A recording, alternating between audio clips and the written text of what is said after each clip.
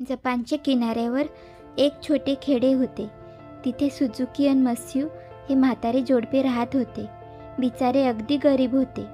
गवताचे टोप्या करून सुझुकी शहरात विकायचा. मत्स्यूला म्हातारपणामुळे काबाड कष्ट मुळीच होत नव्हते. ती बसल्या बसल्या पंखे विणायची, नाहीतर नेहमी सणात लागणारे कागदांचे कंदील करायची. जपानमध्ये कोणीच स्वस्त बसत नाही. मग म्हातारी मत्स्यू तरी कशी आळसटपणे बसून राहणार. पण या गोष्टी जपानात घरोघर होतात, म्हणून अगदी थोडे पैसे सुझुकीला मिळत. मग भात, चहा, उकळलेले पाणी आणि सांग नावाचे तांदूळाची सार असा स्वयंपाक करून मत्स्यू सुझुकीची वाट पाहायची. आणि ते फक्त एकच वेळ जेवायचे. 2 वेळा पोटभर भात मासे खायला पैसे नकोत का भरपूर. एक दिवस सुझुकी जेवायला बसला होता. मत्स्यू वाकून वाढत होती. तोच बाहेरून कुत्र्याचे रडण्याचा चमत्कारिक आवाज तिने ऐकला. ताबडतोब ती बाहेर गेली. बाहेर एका झाडाखाली एक मरतुकडे कुत्रे पडले होते. त्याला कसली तरी जखम झाली असावी. तिने कुत्रे उचलून आणले. थंडीने ते मरायला झाले होते आणि भुकेने त्याचा जीव जाऊ पाहत होता. मत्स्यूने त्याला थोडे दूध पाजले, जखमेला मलमपट्टी केली व एका चटईवर त्याला उबदार पांघरुणात ठेवले. म्हातारा सुझुकी आपले पांढरे केस कुरवाळीत हसला व म्हणाला, वा, कुत्र्याची इतकी काळजी कशासाठी घेतेस? असू दे, तुम्ही बाजारात गेलात की मला करमत नाही एकटीला. पोर ना बाळ, गोजिरवाने पिल्लू खेळेल इथे, मत्स्यू म्हणाली. व खरोखरच कुत्रे बरे होऊन तिच्या भोवती बागडू लागले. सुझुकी एक दिवस बाहेर बसला होता. झोपडीच्या दाराशी बसून मत्स्यू पंखे करीत होती. बाहेर एक वाकडे तिकडे झाड होते. कुत्रे तिथे जाऊन पायाने उकरू लागले. सुझुकी म्हणाला, काय तिथे हा मिंटो करतोय, कुणाला ठाऊक, एखादे हाडूक तर नाही ना? साप असेल एखादा, मत्स्यू म्हणाली. काही असो, काय ते मला पाहिलेच पाहिजे, सुझुकी म्हणाला व आपले गवती सपाटा घालून तो त्या वाकड्या झाडाकडे गेला. त्याने छोटीशी कुदळ आणली आणि तिथे उकरले. मत्स्यू नाक उडून म्हणाले, पुरे झाले, काही नाही तिथे. माझा मिंटो सहज आपला खेळ करतोय पायाने, सुझुकी म्हणाला. पण म्हटले, पाहावे जरा खोदून, व्यायामही होतो तेवढा. पण असे म्हणतो तोवर खनखन आवाज झाला. अन काय आश्चर्य, सोन्याच्या जुन्या नाण्यांनी भरलेली कळशी त्यांना सापडली. मत्स्यूचे मिंटो कुत्र्याने त्यांची गरिबी दूर केली होती. मत्स्यूला आता काय चिंता. तिने भारी किमतीच्या फुलांच्या कापडाचा झगा घेतला. पाठीवर बांधायला जरीच्या कापडाचा ओवी नावाचा शेला घेतला. बसायला जाड जाड चटया केल्या. रंगीबेरंगी कागदांच्या जाड पुठ्ठ्यांचे एक टुमदार घर बांधून घेतले आणि खोल्यांतून सुंदर कागदांचे दिवे हलताना लोकांना दिसू लागले. फुजियामा पर्वताच्या रंगीत चित्राने शोभून दिसणारे पडदे प्रत्येक भिंतीवर दिसू लागले. म्हातारा सुझुकी देखील रोज रेशमी कापडाचे झगे वापरू लागला व मत्स्यू रोज माशांची उची पक्वाने करू लागली. एक दिवस त्याने शेजाऱ्यांना मेजवानी दिली. सगळीकडे विघ्न संतोषी माणसे असतातच. एका शेजाऱ्याला सुझुकीची ही भरभराट पाहून पोटात दुखायला लागले. त्याने विचारले, मत्स्यू-सान, कशाने तुमचे देव उघडले बरं? मत्स्यू म्हणाली, देवाची कृपा, दुसरे काय.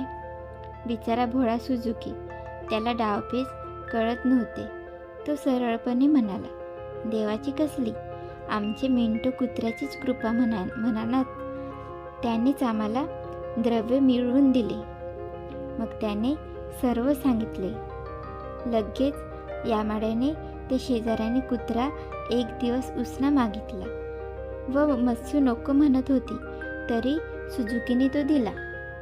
यामाडाने संध्याकाळी मिंटोला बागेत सोडले व कुत्रा कुठे उकरतो की काय हे पाहायला तो बागेत बसून राहिला. मिंटोला याही बागेत काही आढळले वाटते, कारण तो पायाने एके ठिकाणी उकरू लागला होता. केवढा आनंद वाटला यामाडाला.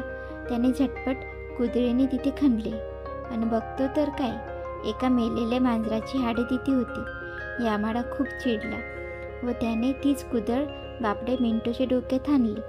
मिंटू मेला तसे यामाडाने मागले बाजूस एक खड्डा खणून त्याला पुरून टाकला. मग तो सुजुकीकडे जाऊन म्हणाला, कसले ते द्वाड कुठले तुमचे, उड्या टाकीत कुठे पळाले देव जाणे. 4 तास हुडकवते मी, माझे पाय मोडायला झाले कुत्र्याचा शोध करता करता. तुम्ही शोधा आता, मी दमलं बुवा. सुजुकीला फार वाईट वाटले. मस्सू म्हणाली, मिंटू कुठेच बाहेर जात नाही कधी, मग आताच कसं जाईल? या यामाडाने काही केले तर नसेल ना? सुजुकी रागावून बाहेर पडला. खूप शोधाशोध झाली, पण त्याला मिंटू सापडणार कसा? त्या रात्री सुजुकीला स्वप्नात मिंटू दिसला.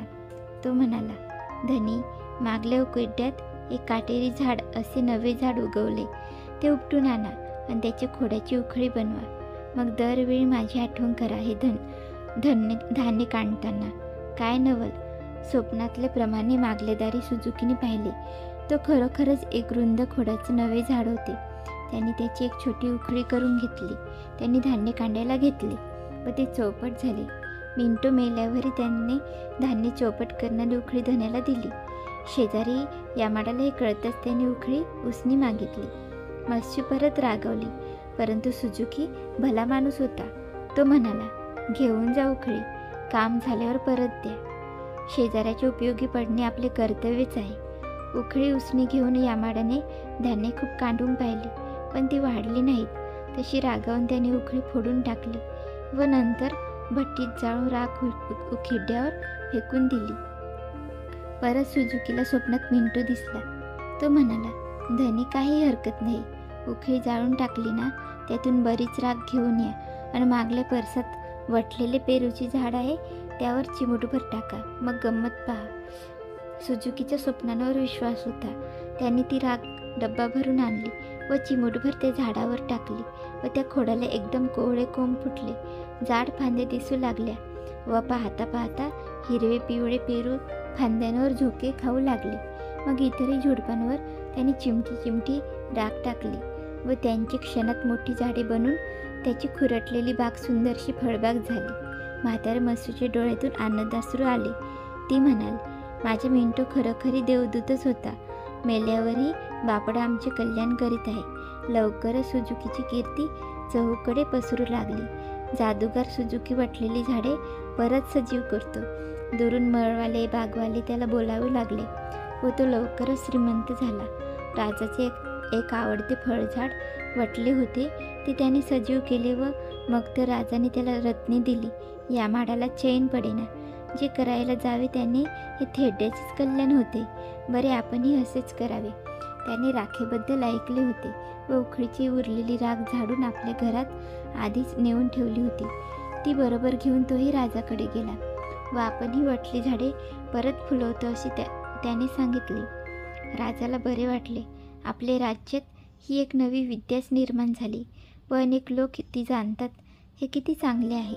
त्याने राजबागेतली 10 वटकी झाडे दाखवून म्हटले, ही झाडे मी हिंदुस्थानातून आणून लावली.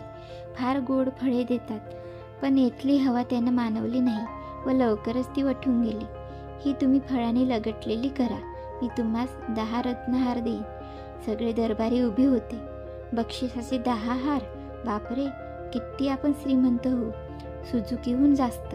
यामाडाने ऐटीभर डब्बाभर राख फुंकली.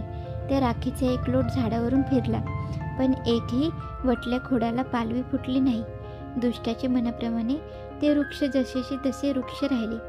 उलट लोट अधिकाऱ्यांच्या व राजाच्या डोळ्यात शिरला व तिखट घातल्याप्रमाणे त्यांच्या डोळ्यांची भयंकर आग होऊ लागली.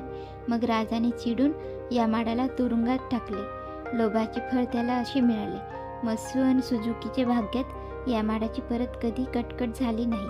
ते सुखात आहेत. मिंटू त्यांना स्वप्नात भेटतो व म्हणतो, मी परत येणार आहे. त्याची ती वाट पाहत असतात. मिंटूवर केलेल्या उपकारांची फेड त्यांनी किती प्रकारांनी केली.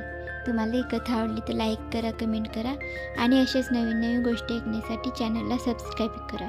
धन्यवाद.